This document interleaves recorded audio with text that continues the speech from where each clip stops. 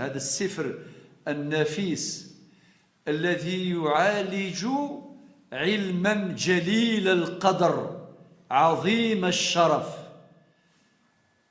علم مصطلح الحديث، تحت عنوان التبصرة والتذكرة للإمام الحافظ العراقي. ذيون الكتاب إسعى نزل ذم قرآن أخطر إفكار ثاموس سني ذي ثالة ثيس سنات ذي الشرعيث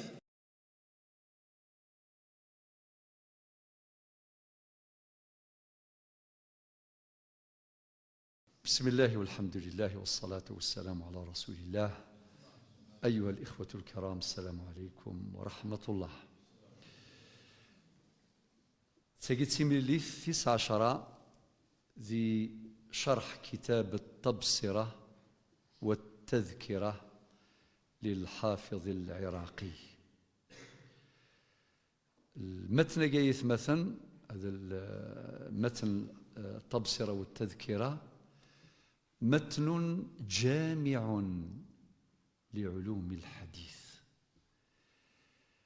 ذيون المتن يدي جمعا أكوير جزما دينيض التركة للنبي صلى الله عليه وسلم، ميراث النبوة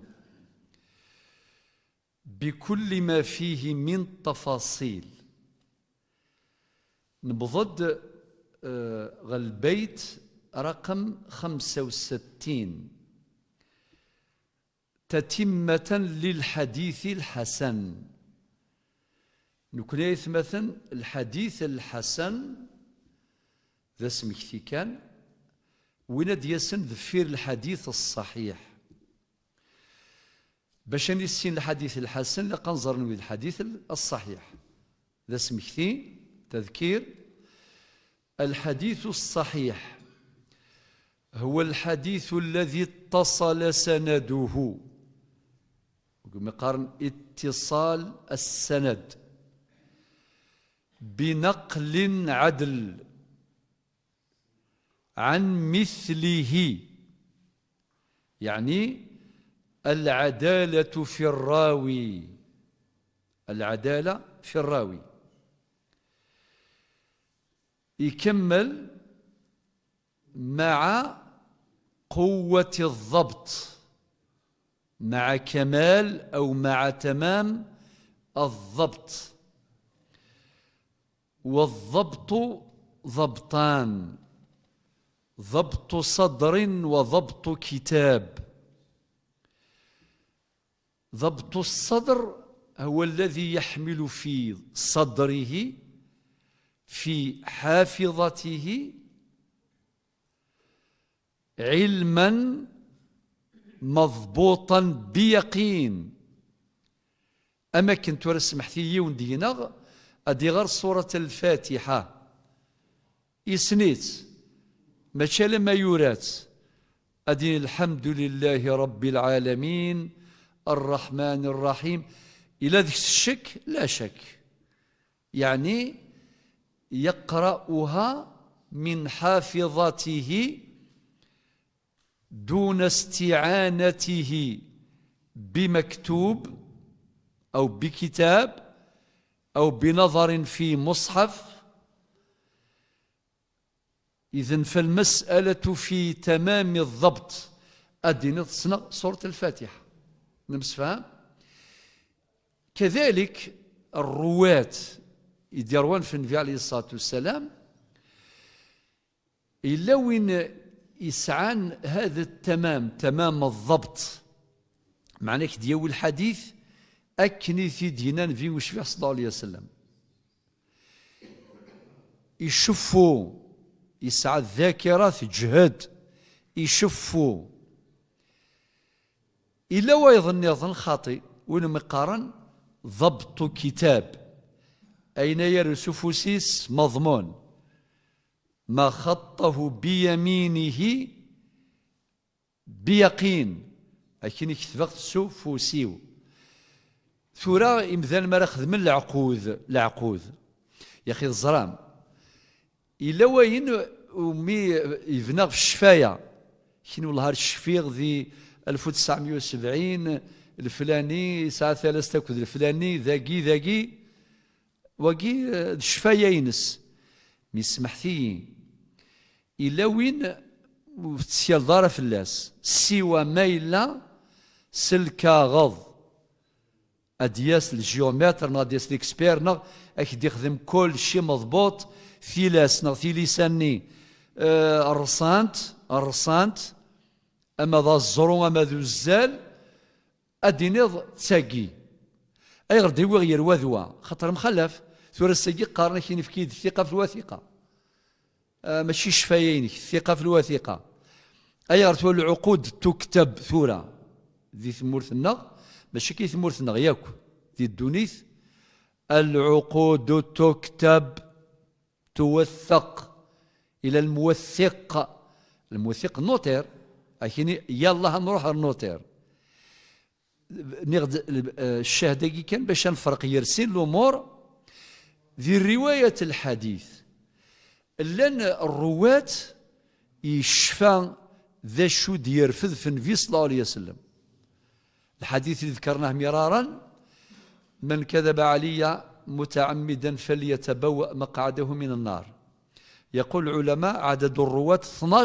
112 راوي 12 بعد 112 يديرون الحديث بلفظه بمبناه ماشي بمعناه خاطر تيكوا تفض الحديث روان تسل المعنى إذا كتفض تعدد الروايات يلا توك ديني صلاة الجماعة تفضل صلاة الفذ بكم يعني وين يظل الجماعة ما يظل وحدس صلاة الجماعة شحال ساعة الأجر زيادة صلاة الجماعة تفضل صلاة الفذ ب 27 درجة تنامد باللي ب 27 درجة ذا يقلان في الرواية النظام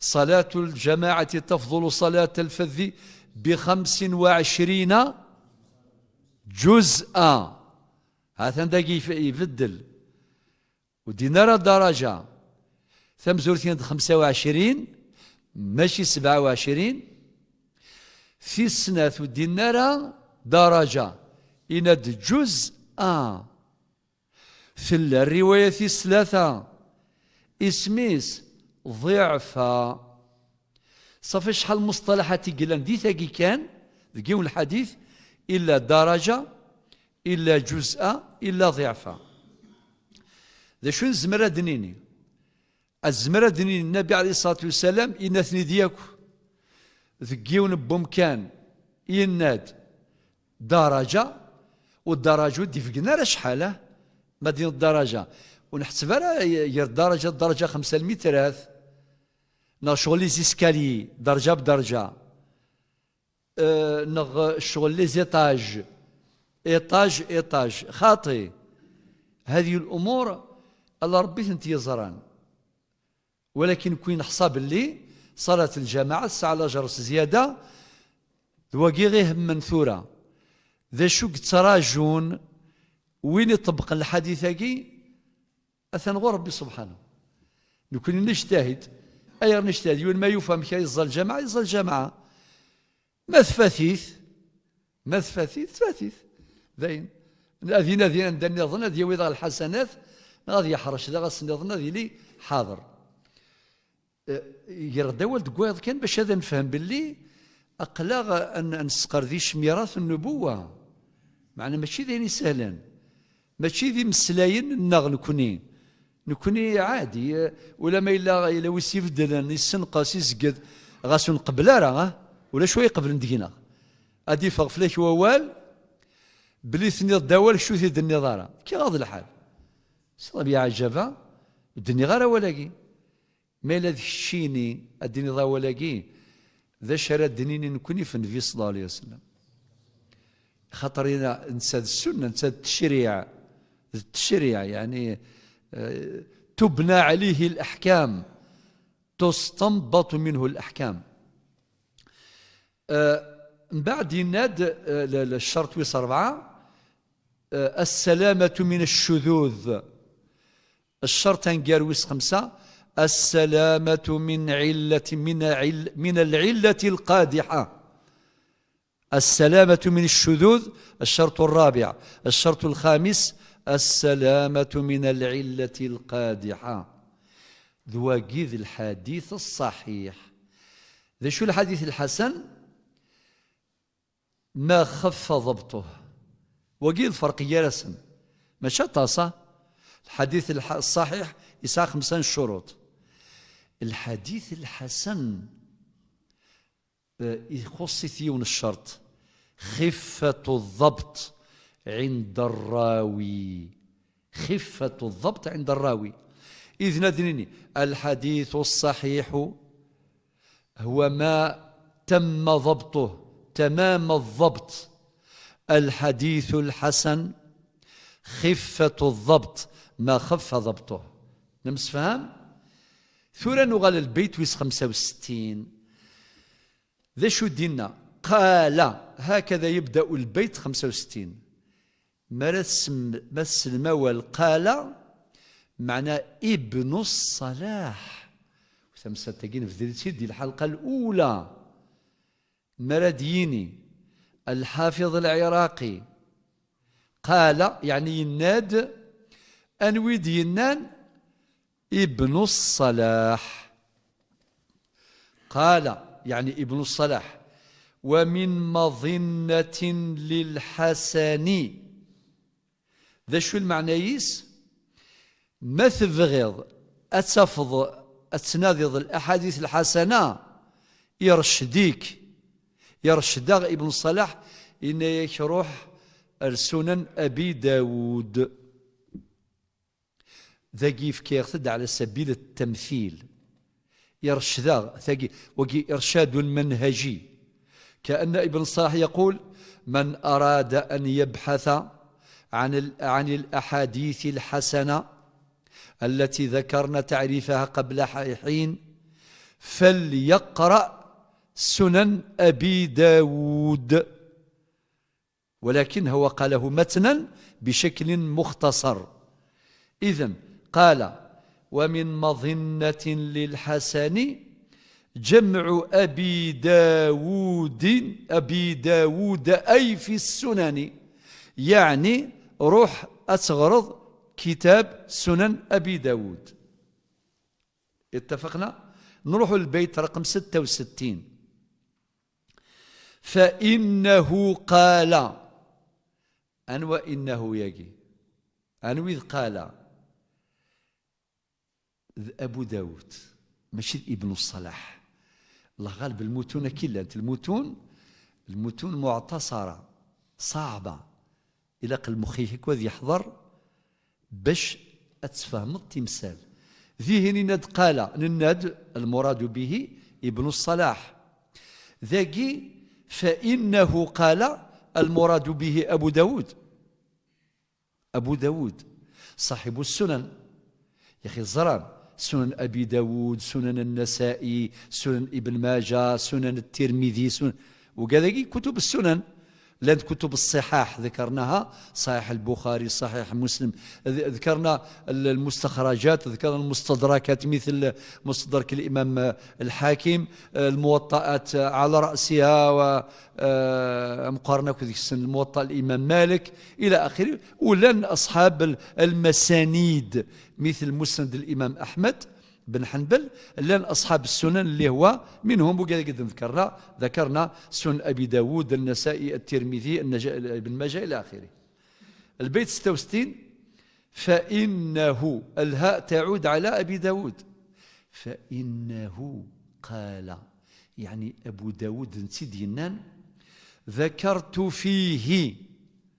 الهاء تعود على وش؟ على كتاب السنن. قال ذكرت فيه. سمحتي أحيانا لا أقرأ الأبيات باش ما نثقلش عليكم خاطر هي أصلا ثقيلة يعني ماشي ذين سهلا. هي أصلا في أصلها ثقيلة لذلك أحيانا ألجأ إلى التعريفات والسلام. المهم يتحقق الغرض. فإنه قال ذكرت فيه إذن من قاله وأبو داود كي قال ذكرت فيه المراد به كتاب السنن سنينس ما صح أو قارب أو يحكيه. ذا شوف غاديني أدي قارن كيني الكتاب السنن ماشي أم صحيح البخاري، ماهوش كيما صحيح البخاري ولا صحيح مسلم، لا لا، هذيك الأصل أنها جامعة للأحاديث الصحيحة. نفتح قوس للعلماء أقوال حتى في الصحيحين، ولكن الصفة تبو مليحة إذا كانت غالبة فهي غالبة، يعبر عن الكتاب بالصحة أو عن الإنسان بالصحة حسب الغالب. ثورة كنا كان لذاك يلا ونسعر الهلاكات إلى وين يخص 100 دين نصحها أقل نلحد في ضر النغل نسد الله يبارك مع مرث سيدي يعني موسى باش نزال أدي نصحة إن شاء الله نتفائل خيرا إن شاء الله غيفكر ربي الصحة أنت زمور ثياك. السؤال منطقي، هل وجود مرض أو ضعف خطر إلى حتى ما كانش مرض عندك ضعف فيك أو فيا، هل يسلب منا صفة الصحة؟ الجواب لا، وهذا هو الخلل المنهجي. توالي مثيكوال ذي اليوتيوب ذي الانترنت وكذا شغل تفضيزم سقم الزغاء حذارية البخاري ويصحى يا غصر ربي من بعد السيقة روحنا ندير نظام بلا ما كملغ باش كديني قبلي ثيكوال ولا ذي العقل ذي المعقول يغاب. ماهوش صحيح البخاري نا صحيح مسلم نا موطأ الإمام مالك أيضا هو أيضا من الصحاح نا مسند الإمام أحمد نا مستدرك ماشي أم القرآن الكريم. الدليل أن القرآن الكريم قطعي الثبوت أكن ما إلا نقل إلينا بالتواتر. القرآن الكريم نقل إلينا بالتواتر الذي يفيد القطع واليقين، فكله صحيح. ولكن السنة النبوية في عمومها ثابتة عن النبي صلى الله عليه وسلم. كي ندخلوا في التفاصيل نستخدم غربال لا غربال أقل غاديك سين نستخدم ذا غربال. لذلك كان الناد حديث صحيح ممكن كان العلماء الدقة نسن الحديث الصحيح 5 الشروط يون الشرط كي يخصنا واه ينزل يغليد القراديس يغال حديث حسن المعنى يثمث ثور ما نبغى شرعي نبغى نسلمث يشبه ربي أن الحسن نسلمث ماشي تعصر يون دك في راجع كالطف صافي إلى الحديث ضعيف ديال البخاري غاس تخمضاك كي البخاري نغم موطأ الإمام مالك نغم مسند الإمام أحمد لا حول ولا قوة إلا بالله. أما كن سمحتي لا تضيوني يبنى البنيان يبنى خام الله يبارك بسم الله ما شاء الله يخص ثبوثة تنجقاق وثغلقارة مليح أهاثي كل سمحتي ثيك ودغلي ثيقيث ما يجد الهوى هذيك الشمثي قيث أذغى سينا خماقي ما يصلحش. نعم بارك الله فيك صحيت تصور ديال يولكن أخماقا اليهود أي غير يهود وخام لا مسألة مهمة والله يثبت نقلق في اختبار كبير.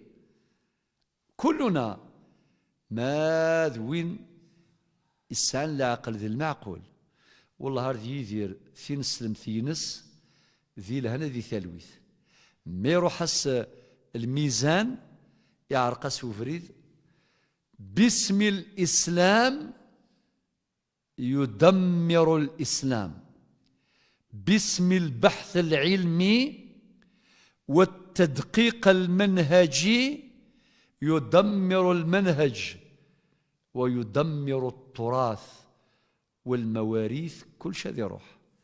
مسألة خطيرة. لذلك بقى كان الدقة ينس إناد، فإنه قال، إذن قال أبو داود ذكرت فيه أي في كتاب السنن، هو يصرح أدقار ما صح، يعني هناك أحاديث صحيحة وردت في سنن أبي داود.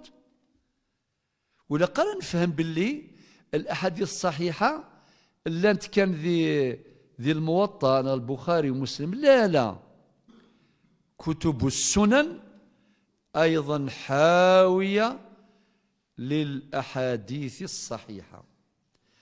أو قارب، واش يقصد أقارب؟ أي قارب الصحيح.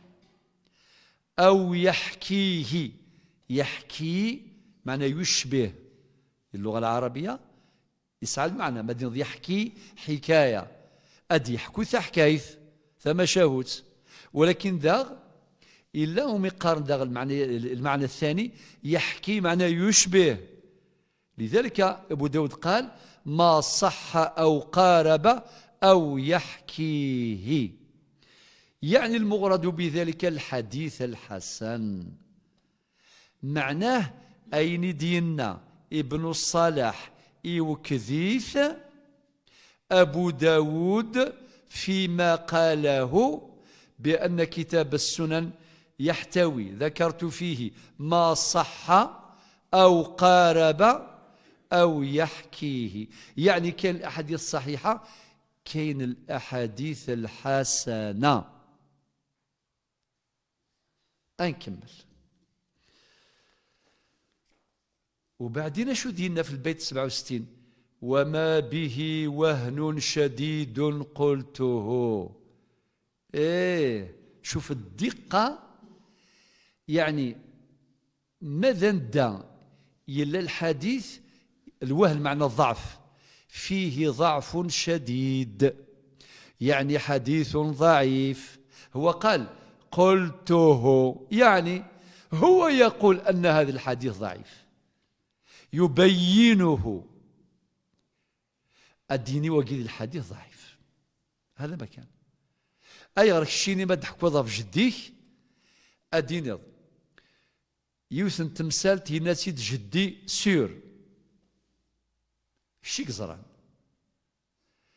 في السناث الله دي الشك في دينا إن كنا ياكل حياتنا ماشي في كيدي يثبنا.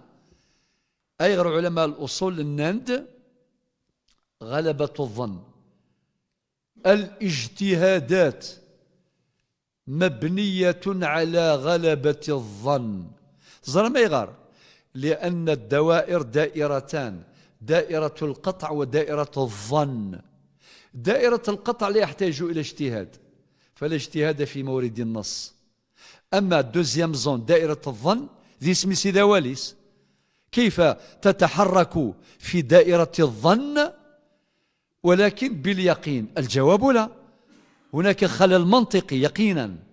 سمحتي العلوم تتكامل له، ماشي سهل. بناء العقلية العلمية الشرعية يحتاج إلى تضافر جميع العلوم، علوم الدين، علوم الشريعة، لازم. ثم كان شو يبنك الأصول كويشيني غير الله. أشحال دائرة في الشريعة؟ أظن هناك دائرتان فقط، دائرة القطع ودائرة اليقين. دائرة القطع دين صلاة المغرب شحال؟ المغرب شحال صار ركعات؟ 4 6 10 3 يوم بوال فقي قطعية. أدين هل يجوز الحجة نخدم من مين بغى؟ من مين ستفضل حد حجة؟ في كي الدليل؟ الحج أشهر معلومات، القرآن الحج أشهر معلومات. بارك الله فيك. يلا رمضان كيف هل يجوز نفكسي في شهر من الشهور؟ هذه ديسمبر هذه جانفي؟ أدين لا، شهر رمضان الذي أنزل فيه القرآن المدينة فمن شهد منكم الشهر فليصمه. معنى رمضان يتبدل في الفصول في كذا سميت القطعيات. أكيني الربا ديال حرام، أكيني الخمر ديال حرام، المحرمات أو المباحات القطع، يعني الأحكام القطعية في القطع. يلا نروح ثورة غير الظن، نكشم دوزيام زون. الدائرة الثانية دائرة الظنيات ذينا، وهي دائرة الاجتهاد. شوفوا يسوى لاقي غرسيث الزوث دائرة الاجتهاد. كمل.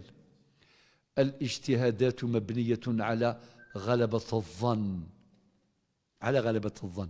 هذا المسفان كل شيء سهل. أدوالغ ذا شو دينا أبو داود وما به وهن شديد قلته، يعني بينته وضحته ذكرته. وما به وهن شديد قلته. تزرى ما ولاقي إديوسام ذي البيت 67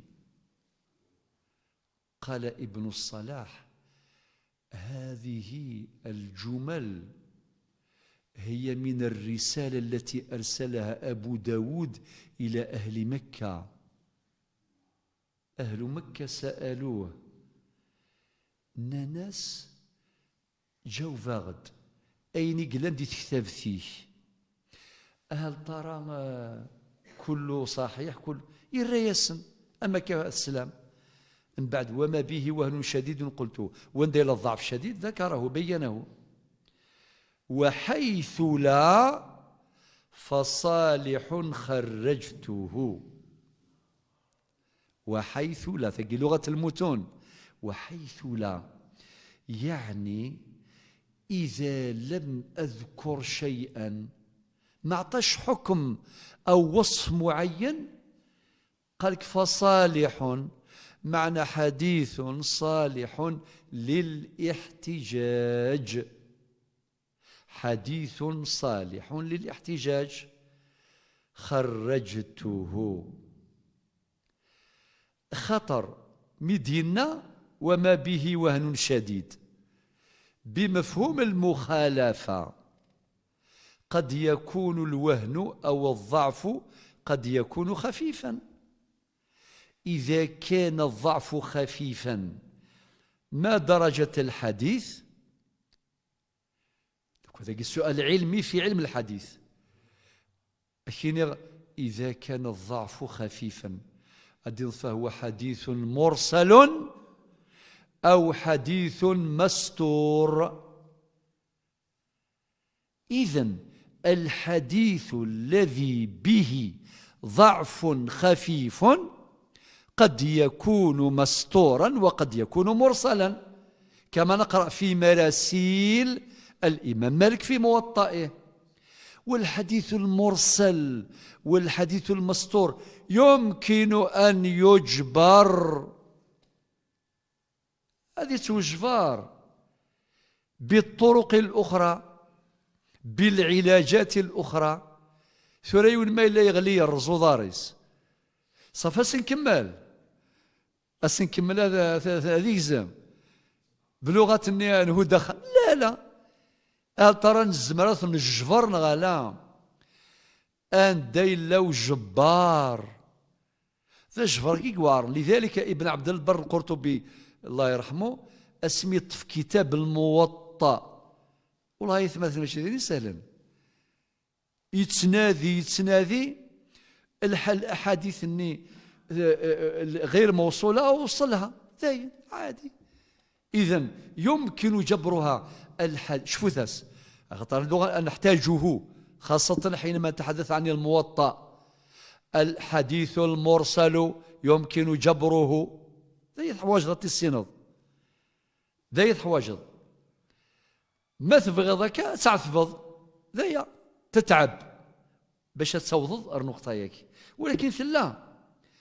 إذن هذا الذي قاله وما به وهن شديد قلته دي قرنتيني امين في سكن تيدينيغ عندي ضعف شديد دينيغ معناه أوضحه وأذكره.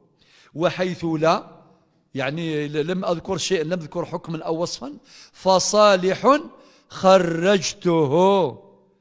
لكن نقولوا هذا الحديث خرجه الإمام أبو داود أو الإمام مسلم أو الإمام البخاري أو إلى آخره. هنا انتهى كلام أبي داود، لا يكفى كلام أبي داود. ثورة، وكأن هذه الأبيات هي تمهيد الحديث الضعيف. الحديث الضعيف ما هو؟ هو اللي فقد شرط من الشروط. أسباب الضعف هناك سببان رئيسان باش نحكم بالحديث ضعيف.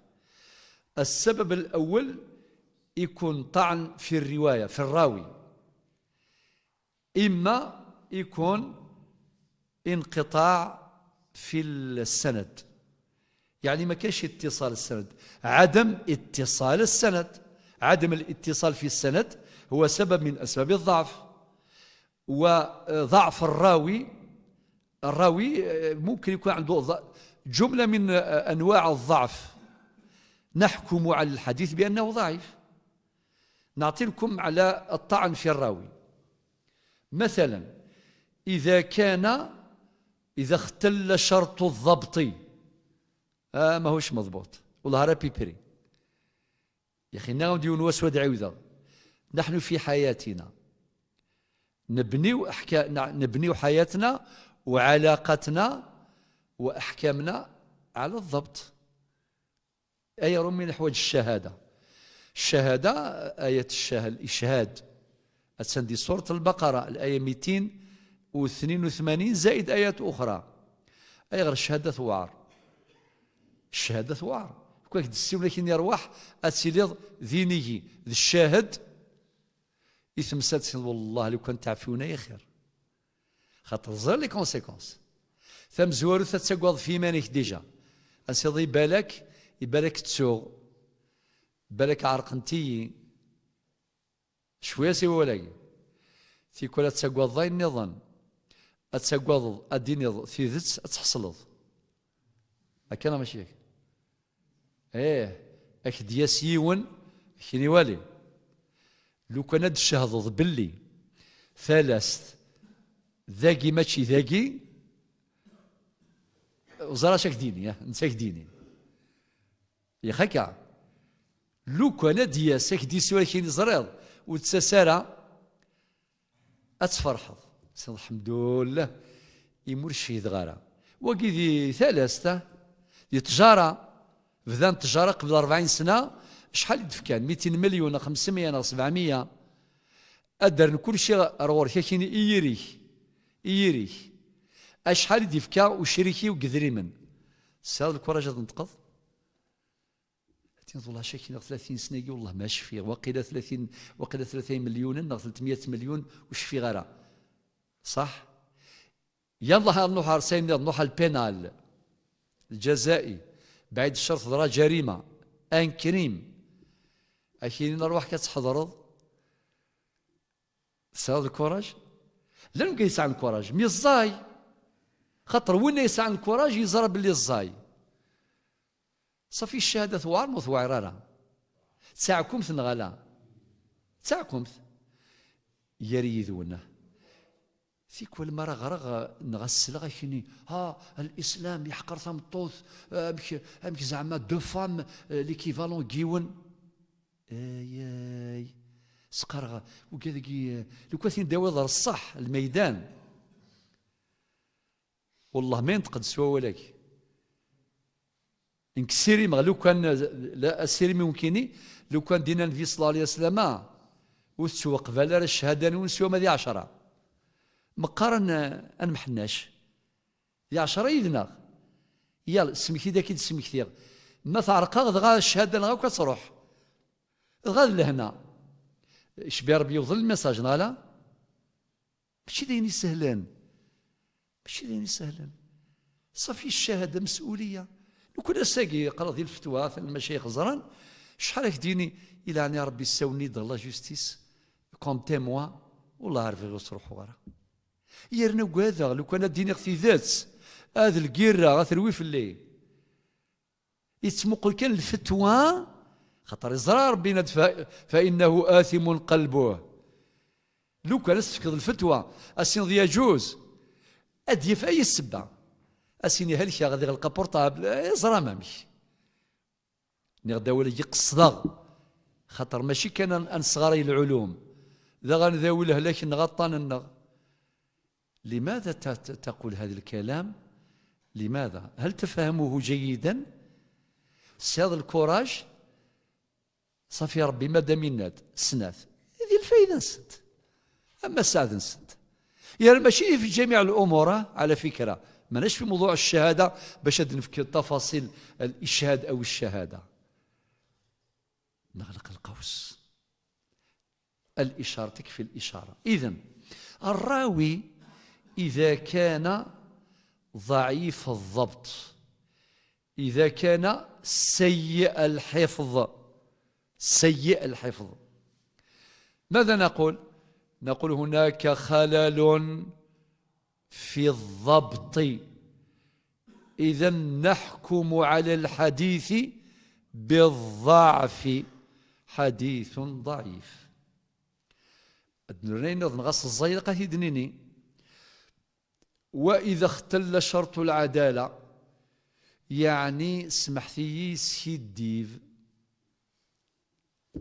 إذا ثرثونا أتفنوض دوني في الكذب ولا مش المسألة الدغل غالما الحديث اللي مدني غلي ولي من كذب علي متعمدا فليتبوأ مقعده من النار.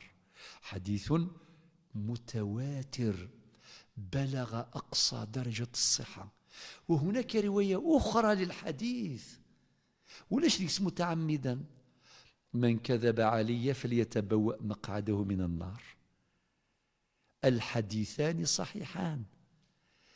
زرد شو الفايدة الحديث والسين عاسماني مردين يندن في عاسماني ولا قد سيد فاض نيك شيتشني أكل من لاك. إذن العلماء يرحم ربي كان ملان عثفن نعثفن باش الزيزدين تراث النبي عليه الصلاة والسلام نغ الميراث النبي عليه الصلاة والسلام نغ السنينس. طيب أما السبب الثاني اللي هو الخلل في الإسناد. إذا كان انقطاع في الإسناد ماذا نقول؟ الحديث منقطع الحديث ضعيف. وبعدين هل الانقطاع واحد؟ الجواب لا. الجواب لا. سورة الدنوغل البيت رقم 90 أما الضعيف هكذا يقول المصنف أما الضعيف فهو ما لم يبلغ. عنوذ الحديث ضعيف الذي لم يبلغ ونبضر مرتبة الحسن. صافي نزرة ثورة الحديث الصحيح وسون. والصحيح نوعان صحيح لذاته صحيح لغيره. أدنى شنو درجة؟ أدنى في الحديث الحسن والحسن نوعان حسن لذاته وحسن لغيره. أدنى صوب درجة أدنى في الحديث الضعيف. والمصنف عرف هذا الحديث الضعيف بقوله أما الضعيف فهو ما لم يبلغ مرتبة الحسن. المدي كمان يد وإن بسط بغي معناه إذا أردت أن أبسط لك أنواع الأحاديث الضعيفة زما تفض أكثر من 20 نوع. صافي إذا ما كان فتحت نافذة لو كان كشمي النافذة يقول تكمل الأبياتك خلاص نج كان دا أنفهم كان باللي الحديث الضعيف نظرة من ماري الضعف. أسباب الضعف إما ضعف في الراوي أو خلل في الإسناد. فهمت؟ صح.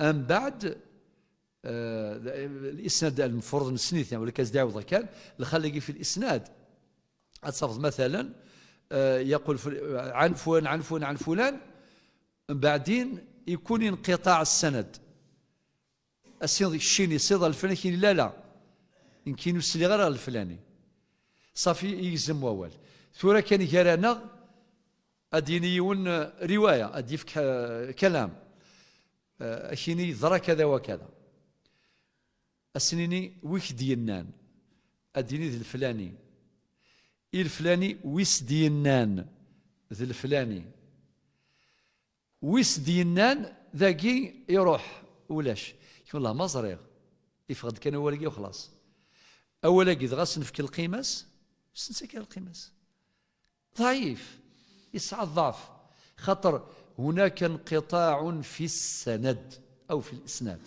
والإسناد نفذريثيد فيما سبق ما قاله عبد الله بن مبارك الإسناد من الدين ولولا الإسناد لقال من شاء ما شاء.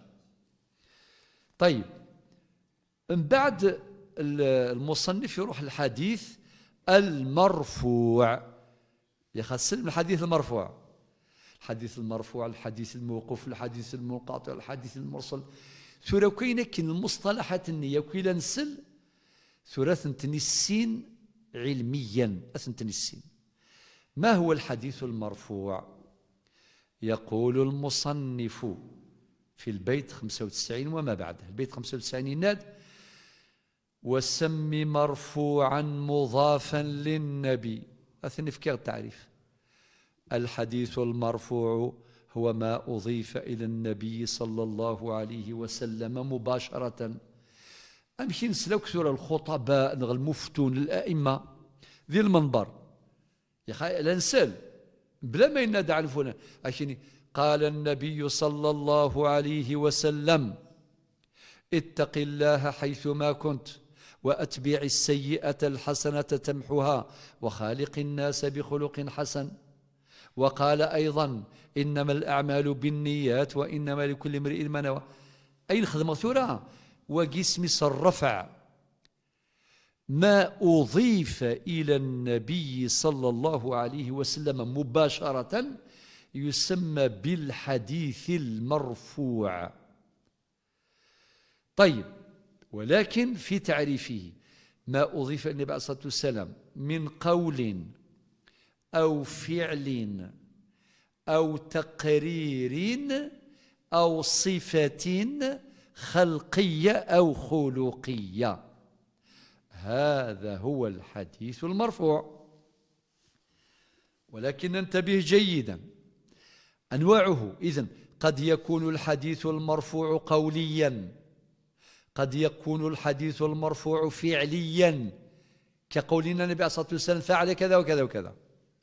نقول لك الطواف بدأه النبي صلى الله عليه وسلم من الحجر الأسود وقي فعل بدأه وقي فعل، كما قال علي بن أبي طالب بدأنا رسول الله صلى الله عليه وسلم في آية الميراث بدأنا بالدين قبل الوصية. هذا فعل موش قول، هذا فعل، وإن كان في الآية الوصية تسبق الدين من بعد وصية توصون بها أو دين، ذكرت الوصية قبل الدين، ولكن في الحقيقة الدين قبل الوصية. وهذه الفتوى.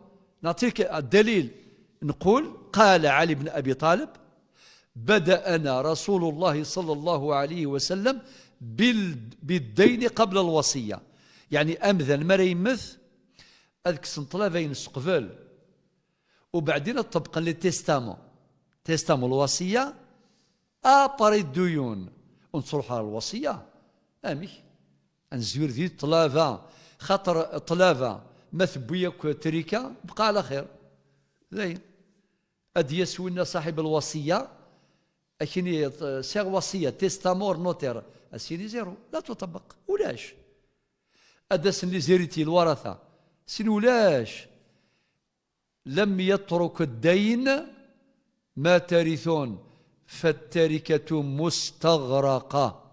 صروح أي ضحكها كان سيدك ياك مفتينا في العالم الإسلامي أكيني نزور ديال الطلبة ديال اليدات نكوني مغار نغمر نطلني يون ديت مقبرت أكيني وين سيت سايلا وين سيت سلاسن أقلاغ ذا وهذا الشرعي ميزمر يون دينا وري السين لا شرع لا قبايليت روح انت ساك لا شرعي ثلاثة جدي هذا قبايليت بدعة مش هكا ذي الحيف ذول يجرحني ذيني مدني ذي الحيف خاطر ذي الحيف ولا شاثا مسني لا تصرف قال لحظة قال والو إلا من رحم ربي ونتسحرارا أما السعد بن ودي صحراء ووال الجماعة زيك يحفظ تقيم الجماعة ثاني إن شاء الله ودي تصوضر ووال إيه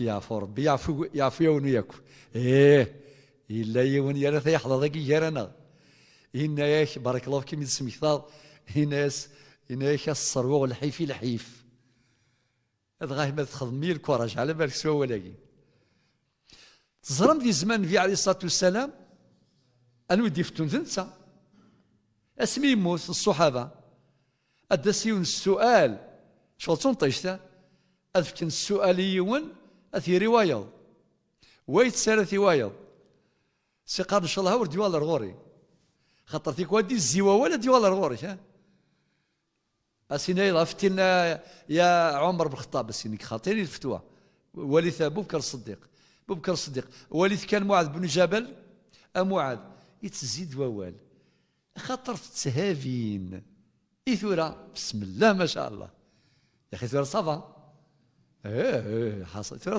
صافا مليح هذه قمر السمثة شوية اللاتاي هذه طفى بورطابل هذه يفتو شحال هذا الشيخ أدس نور ونمدن أشيني والله بغاك ذو الفتوى معنى غريغ ذي اليوتيوب غريغ ذي الفيسبوك غريغ الفتاوى نشوش انت قرويس أدي روح روح مشوشة أدي روح ذا موضين وروح في السيت لذلك الحديث المرفوع عن الناس قد يكون قوليا قد يكون فعليا كما ذكرنا الآن أمثلة وقد يكون تقريريا المعنيس أدين تقيون صاحب يشيني حضر غي ونواس يوثن تمثالت أصحفي ينادنا يخدم حاجة يحضر النبي صلى الله عليه وسلم ونفي سسم سكت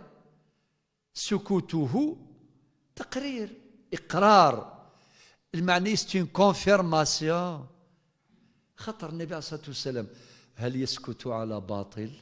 لا يسكت على باطل كسوكسي المخيك ثاقياكو صافي مادام يسوسم معني قبليت نعطيك ولكن وقد حضر النبي عليه الصلاة والسلام فتبسم يلصى مي قلصى صافي قبليت عمرو بن العاص حكاون سيد اسمي الزول ستيمون أنا عمه الزول الجيش كامل ذي الإمام ستيمون السؤال هل يجوز؟ الجواب يجوز اسمي وذ الخبر النبي عليه الصلاة والسلام يستقساث الشتوى ولا مش يعني ذي دوش يرفع الجنابة وكذا إنيس الزلص الجنابة الزلص ستيمم إنيس قال الله تعالى يعني القرآن دين زن في الله لا تقتلوا أنفسكم إن الله كان بكم رحيما إذ غير الصنف صلى الله عليه وسلم أكد الصنف كثير كنوين ولله المثل الأعلى والنبي عليه الصلاة والسلام المثل الأعلى المعنى تبسمه إقرار وإجازة ثقي حديث مرفوع تقريري عن عمرو بن العاص إلى الحديث نظن حديث مرفوع لصفة خلقية أو خلقية أشيني مثلا نكونين سوالي النبي صلى الله عليه وسلم ماري صفحيون يتوالي سوذميس في الهنا غوث الهارة السيد البشير يعني أروح السلمة في الليل أروح فهذا خدمة صنة اللي جست ثورة ما تسينا ننفي هاثا وذم سقوذ في الها كوتي بسيكولوجيك ما تبغى فهمك انت تبغيض سمحي قيم كا أودا فوسيك ثورة أودا فوسيك لا ما حضرش ديريت باش تسنبحو أصل عيود يلا ما شاء الله بارك الله فيك صافي تقي تصرف كان غلا يا خلو غلا ماذا الحذاقه غلا اي غير جوزنا حرشن الحذاقه الزرفي وحذيق الزرفي وحذيق الحذاقه اي نكوني سمحتي والله غالب ثا شرعيت الجديثه اللعب انت القولاون ذي المخ ذي كلش ما دين دادا شو المعايز دادا نقدر غلا إما توعظ يوم يساوى يكماسا مقارنة في سميس كانك الزاي إلا قد يقدر لا يرى الشيء لا قد يقدر فكيد الحذاقة ودقرا هذا الحاسين هذا الحرام إما أني غاس سميس كان الحرام وش نار الحرام مش نقرا حذق ميس نضيونا لي ذي النيفو أكي صوب يعني هذا أكي صارقي ذا العباس العباس ذا عم سنن في صلى الله عليه وسلم مقر فلاس ذي العمر يغلبي ذي العمر يستقسات يونس صحفي إنا سنوكي مقارن كيتش نظر الرسول إلا كان سينا كي مقارن الجواب صحيح نسيك مقارن ذي العمر الزاي فلاس إنا يس الرسول مقر في اللي إن كيني لولغد قفليس هذا نتفرع الزاي ديني إنك مقرغ في الرسول الزاي إنا ياس مش قال سقبيث إكرد ميسي السلقض نغا كردو وفروخ السلقض السلقض كي وعران إنا ياس الرسول مقر في اللي إن كيني لولغد قفليس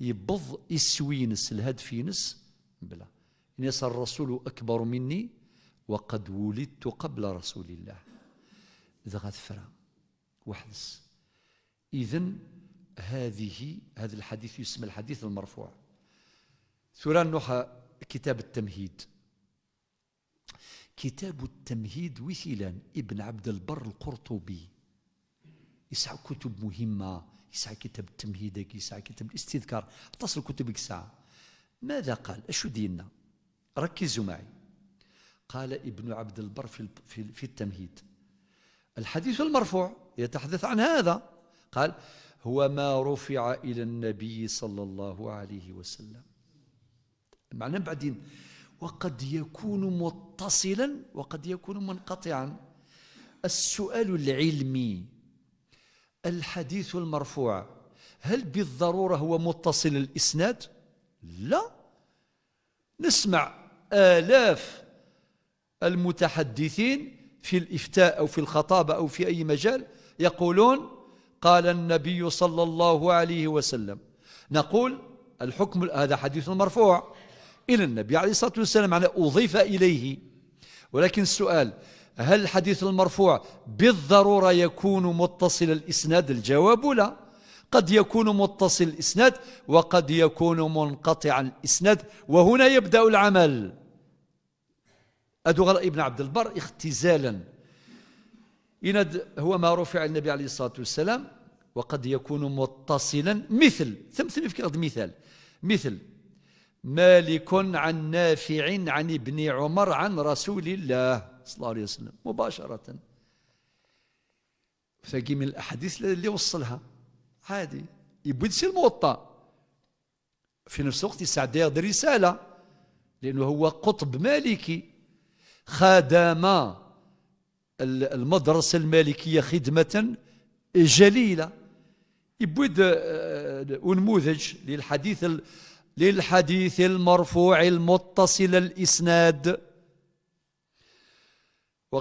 مالك عن نافع عن ابن عمر عن رسول الله صلى الله عليه وسلم قال كان أحاديث كثيرة وردت بهذا السند هي موجودة في الموطأ اللانت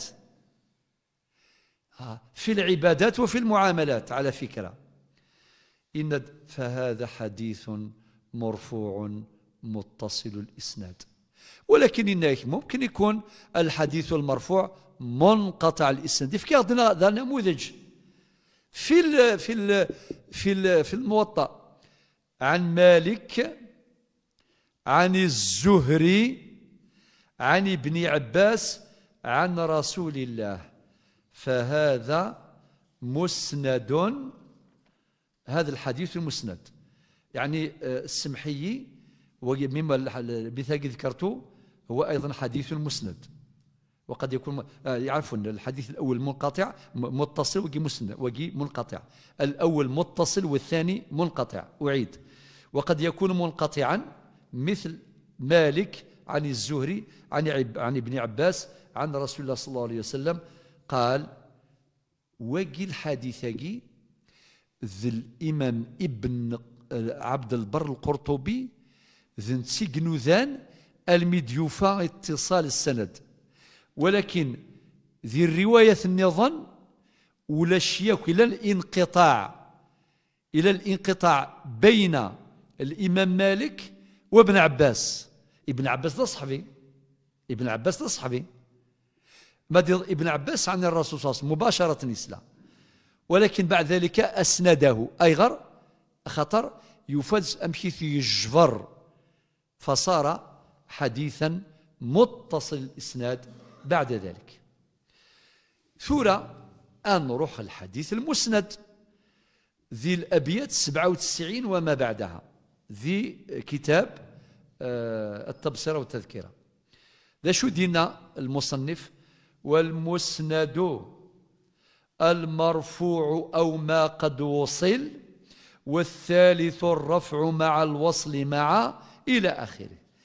ذا جايث مثلا باش كان غادي يفقن باللي الحديث المسند يكون متصل الإسناد من أوله إلى منتهاه، من أوله إلى منتهاه، يعني المنتهى هو النبي صلى الله عليه وسلم. عن فلان عن فلان عن فلان عن فلان قال النبي صلى الله عليه وسلم. وثيكوال في الدرارة العنعنة يجي اختزالا، وما تشي شرط من سل الإمام يناد قال النبي صلى الله عليه وسلم أسينا حبس كان قبل تكملض في كاغد السند، لا، فقي من الناحية العلمية من الناحية المنهجية ليس شرطا. كما كنت أقول لكم دائما مثل الطبيب يخدم لوردونونس دايا وسقرر خدمي كونفيرونس 4 سوايع يتفهمض أي غد تخدم الدوايا ياك ودواياك ودواياك أكيد نروح روايض يمكن نستوفى غير يا خاكي وكي نخدم نروح الطبيب أغدي يخدم دايا أصبح سا جونيور ارشيتكت العلمي كغرا ياك انت المخيس يخدمي ثاطاس أكيد في كان بلان داين. السلام عليكم صحاب جيني سيفي، لكن شحال تخدم بوزاله شو بوزاله شو السيمانه بيطون ماشي لقاني السين كلش. المهم ثلاث الثقه، هناك العلم يورث الثقه، خاطر لو كان ولاش العلم ما يمكن يسوى الثقه. مولاش مثلا كيف لافيون ناس سمحيي تجو تسوالي ضرك وكي ما ثوالات صادق ورا جا السيني يا شوفور وريد كان بيرميني مش عارفين ابيلوت شو دنيا الشوفير ابيلوت وليس هذا شوفير لا معليش ابيلوت وكسان الكوراج هذه يروح سابيلوت سينا بيلوت قبل دي مريض فكيد كان ادوالي غمس هذا البيرمي ما يفكي كثيد السين ضابوها ماشي ذا جديد ذا قديم هذا جديد يسال الكوراج السين مكذين يكون سال الكوراج ياكل ونسال الكوراج سيني صحاب جيني سيفيل ولا وانا يخدم التريسيتي وانا يخدم الاركيتكتور ونسال كل كوراج نسال الكوراج كيوم بحريش مثل وزاره الشريعه الكوراج اخرجوا لنا شجعانكم اطلاق من ريفيزيون تلقى نهضر كان تنول هني الا في سبيل الله لله في سبيل الله اطلاق مراجعه انا يوذ الحساب باش تسكر النغ باش نديرك ذي لهذا ذي ثالويث ونسال المشاكل زكا ذي الاخرث خاطر وقال يسوع المشاكل كذن في مباشره صلى الله عليه وسلم واش داك الثرويضه كل الامه في الله جاليو يعني استخسر كلش وغنى يتوالين هو ما الصحابه نهضر في الاسن يعني شو قدران قلا في مشكله وزيك ونذماره ديال الساعه زي ونذمرها لو كانت تفضل كان لي كيستيون زيتي كنت كان تورا مخالف انت ياك. حس الامام مالك كان يوضل مدينة إن كل سؤال كل كلام لا ينبني عليه عمل فهو لغو. السؤال من أجل عمل أتستقصيض تبدا فلاح يجمع دنا عمايس هذا يروح للشيخ أسيني أشحال راه الشرغ بغد كذا قنطارا أما الزيت أما الوقت الغلا سيمزين دير ذن أسدي فيك الشيخ الجواب هذا يروح داين تفرا وحدس داين سؤال جواب ثورة لا ثورة نكشم دقوا النظن. الحديث الموقوف نهضرت في المرفوع نهضرت في المسند المتصل أخيرا بضد الحديث الموقوف يخص المولاقي حديث موقوف. ما هو الحديث الموقوف؟ هو الحديث الذي وقفه الصحابي على صحابي مباشرة لم يرفعه إلى الرسول صلى الله عليه وسلم، فهذا حديث موقوف على الصحابي. أكون نفتكر مثال يون ما إلا يخدم النذر ينذر ربي سبحانه هذه يخدم حاجة هذه يصوم 20 سنة زرغ شحال يزقرنا راه يزلو نغا شحال كيني نذر غاد فنوغ الجامعة وحدي يخدم النذر والنذر وجب الوفاء به مادام تنظر سنظر ربي سبحانه أثن فافا يهلك لو كان تسحلوض أصدفكض الشفاء هاثان الخدمة كذا وكذا وكيما قال النذر بون يرتشي وين النذر ويلهي وراه خاطر لقى ندعو ربي بلا ما نخدم النذر ذي الوقت اني ما تحصل ذاك النيم في كل دين ضاين موت الزمير دارا وهذا الذي حصل. على بالكم لو قاعدين نذر انك كاين ذو زماك كل حياتي يفرح ها اكين كان ربي شفوي كان يما غتحلو نغفافا اذو زماك كل حياتي هادي يوض رمضان دي تدون ديجا يوزم الزايف الناس مشى يخدم يبغى يزلو 10 يزكار نص ساعه مشى يخدم. ما هو الحل الفقهي؟ السؤال لكم ما هي كفارته من نذر امرا ولم يكن قادرا عليه ولسي زميرة شر يخدم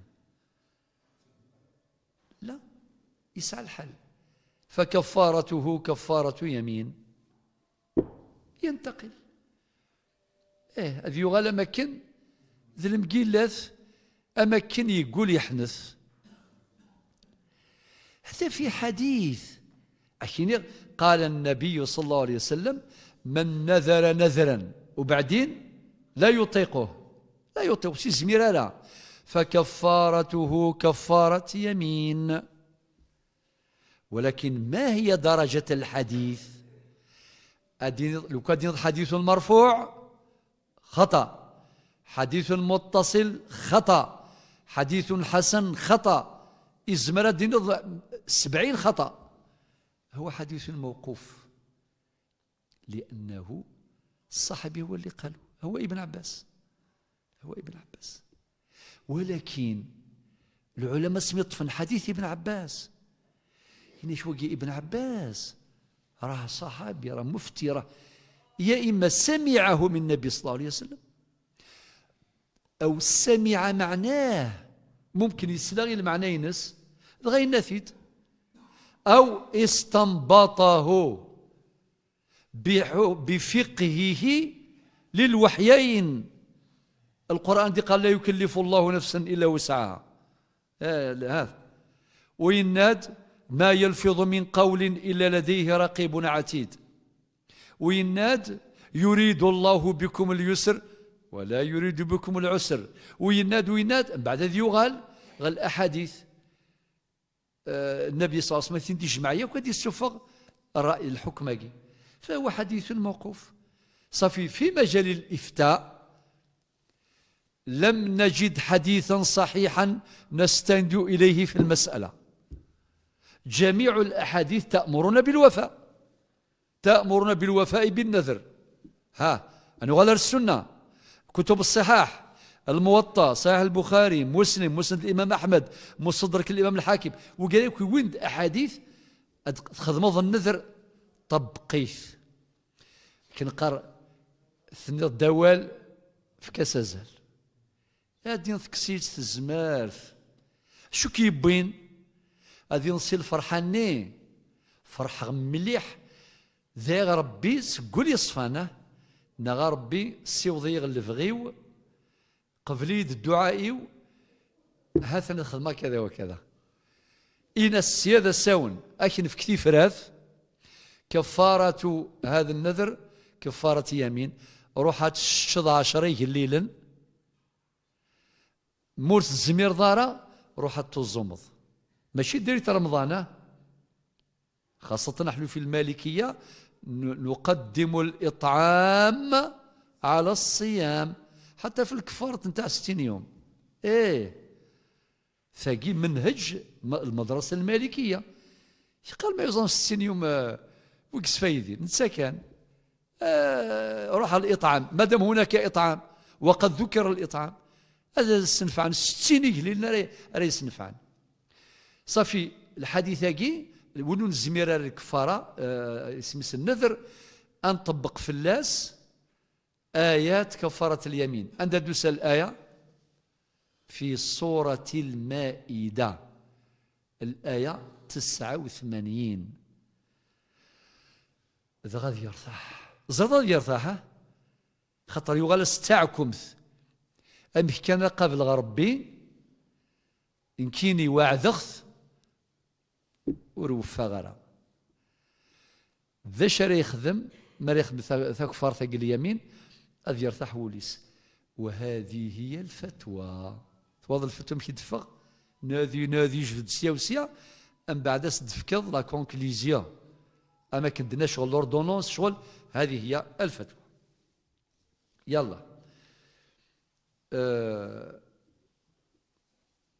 هذا الحديث اللي سمعتوه يخلينا حديث الموقوف ولكن البحث العلمي نتاع العلماء السابقين حذري أنبه إخواني وأنبه نفسي أولا وأنبه كل من سمع موضوع الجرح والتعديل ثورة ورزميري يوندينا غير تسيدير ذي 1446 يوفقا 2025 أذيوغا الأربعة 5 القرون 7 القرون الردفير ويطبق الجرح والتعديل وبعدين تصدروا الفوضى عارمة ألور وقاد نزيك كما قال ابن الصلاح إنك هذا الحديث هو موقوف على الصحابي اللي هو ابن عباس ولكن وجدنا طرقا ترفعه إلى درجة الحديث المرفوع يعني أضيف إلى النبي صلى الله عليه وسلم يعني الحديث يتأرجح بين الموقوف والمرفوع فإذا اعتمدنا على أنه موقوف نافع نفاث غيسلك نغلا وجدنا حلا في هذا الحديث الموقوف ميلا إذا رجعنا إلى دراسات وأبحاث العلماء السابقين المدققين رفعوه وجدوا له طرقا فصار حديثا مرفوعا أي أضيف إلى النبي صلى الله عليه وسلم والمسألة انتهت علميا قارس قبالي تدس تفرز هذا مكان سؤال نروح الحديث المقطوع الحديث المقطوع ماشي المنقطع الحديث المقطوع أورده في الأبيات خاصة البيت 103 والبيت 104 يعني المصنف اللي هو الحافظ العراقي مدينة وسم المقطوع قول التابعي وفعله أكيد في ذا البيت رقم 103 معناه مدينة الحديث المقطوع وجمعه جمع المقطوع مدينة المقاطيع أو المقاطع كلاهما جمع صحيح لغويا سيسار نختم مادام الوقت ثاني لحى. الحديث المقطوع هو الحديث الذي يكون مضافا ماشي إلى الصحابي، إلى التابعي، واحد من التابعين لم يضفه إلى النبي صلى الله عليه وسلم، ولكن حديث مضاف إلى التابعي، يعني هو أقوال التابعين، أقوال التابعين. هذا الموضوع فيه بعض التفاصيل، لو كان نفتح التفاصيل أحتاج إلى وقت طويل، لذلك أكتفي بهذا البيان في هذا المجلس. أسأل الله أن ألقاكم في فرصة لاحقة إن شاء الله. جاون ثلويث أرثم للي تسلم ربي في الهون.